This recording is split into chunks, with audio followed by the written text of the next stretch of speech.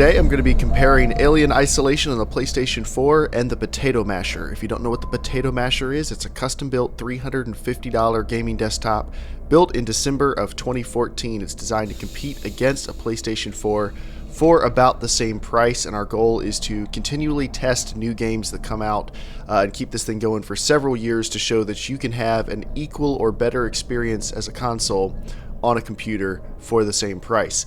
Now, if you want more information about the build, about the parts we used, any other questions like that, check out the description of this video. It has links to all of that. Also, if you really want to compare the quality of these two different platforms, you should check out the full quality video download also in the description of this video. Alien Isolation is a pretty awesome game, and I don't just mean visually, although it is pretty awesome visually.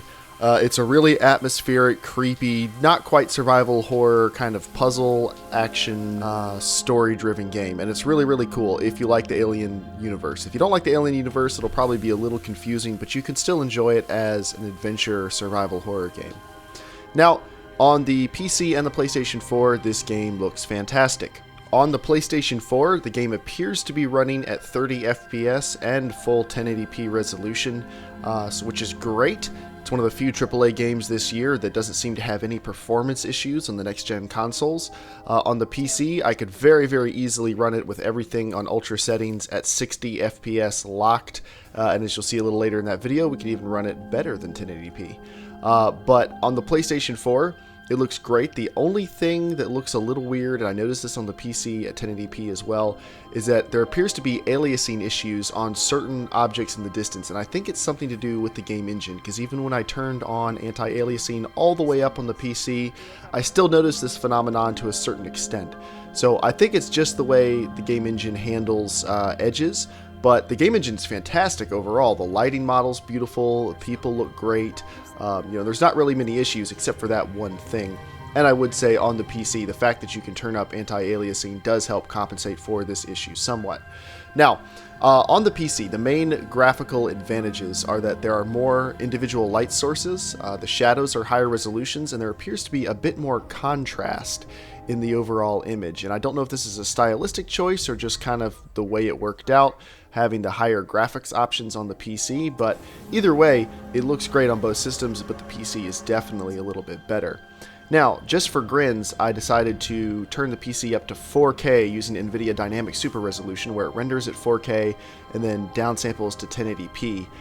And as you can see, it looks and runs pretty great. It runs at 30 to 40 FPS at 4K with everything on pretty much high. When you go to Ultra, there appears to be a little bit of an optimization issue, and the game would still run at 30 FPS, but it would sometimes dip down to the low 20s. So just to avoid that experience, I turned everything to high/Ultra, and I turned anti-aliasing down to just FXAA, because when you are rendering things at a very high resolution, that takes care of a lot of the reasons why you need anti-aliasing, as I've mentioned before in other Potato Masher videos. So at 4K, this game looks even better. The little bit of the aliasing issue seems to go away. Everything gets sharper, the textures look better, the models look better. Heck, even the lighting looks better, which doesn't really make a lot of sense, but NVIDIA's Dynamic Super Resolution and AMD's Virtual Super Resolution features are really, really awesome, and if you have extra performance overhead in your computer, I recommend you try them.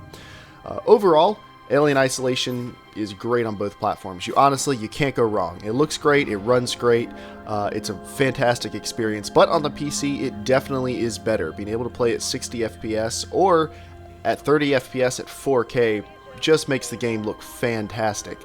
Now, if you think it looks great on the PlayStation 4, or if it looks great just at regular 1080p on the computer, great. There's no reason why you should have to get it on one platform or the other, but in this case, the Potato Masher definitely is the superior experience.